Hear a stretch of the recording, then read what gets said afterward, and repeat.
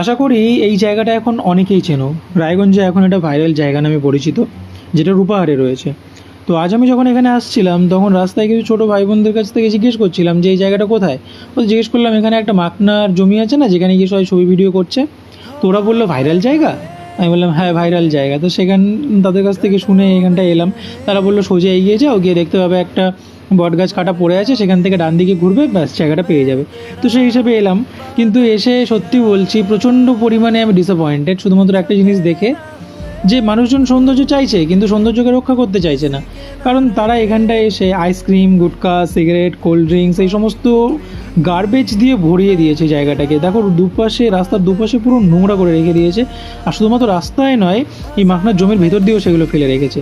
আর এই গাছগুলোর কথা কি বলবো, গাছগুলোতে সবাই একদম নিজের সৌন্দর্য এবং তাদের সুন্দর ভালোবাসার চিহ্ন রেখে গেছে।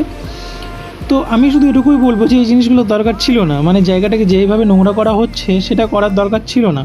যাকে আমি তো বলার কেউ নই, তবে হ্যাঁ আমার জায়গাটা ভালো লেগেছে শুধুমাত্র এই রাস্তার দুপাশে যে সুন্দর গাছগুলো এবং মনোরম পরিবেশ, তার জন্য সত্যি জায়গাটা খুব সুন্দর।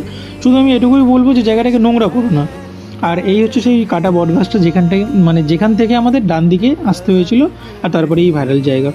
এবার তোমাদের আমি বলে দিই, যারা যারা রায়গঞ্জ থেকে আসবে, তোমরা তো কসবা হয়ে আসবে। এবার কসবা হয়ে আসার সময় তোমরা রূপার যেখানটায় মেন বাজারটা বসে তার নিচ দিয়ে, মানে ওই ব্রিজের নিচ দিয়ে যে রাস্তাটা আছে সেখান দিয়ে তোমরা বাঁ দিকে ঢুকবে, এবং বাঁ দিকে ঢুকে একটুখানি এগিয়ে আসতেই তোমরা এই মন্দিরটা দেখতে পাবে। আর মন্দিরের পাশ দিয়ে যে এই রাস্তাটা দেখতে পাবে, এই রাস্তা দিয়ে সোজা এগিয়ে যাবে, একটু ডানে বাঁয়ে করতে হবে, তারপরে দেখতে পাবে ওই কাটা বট গাছ থেকে ডান দিকে নিলেই সেই জায়গাটা। তো ব্যাস এইটুকুই বলার ছিল। এসো জায়গাটার সৌন্দর্য উপভোগ করো, কিন্তু জায়গাটাকে নোংরা করো না, ব্যাস এটুকুই। তো ভিডিওটা কেমন লাগলো অবশ্যই জানিও, ভালো লাগলে একটা লাইক করে দিও। আর দেখা হবে আরও একটা নতুন এবং সুন্দর ব্লগ নিয়ে। ততক্ষণের জন্য বাই বাই।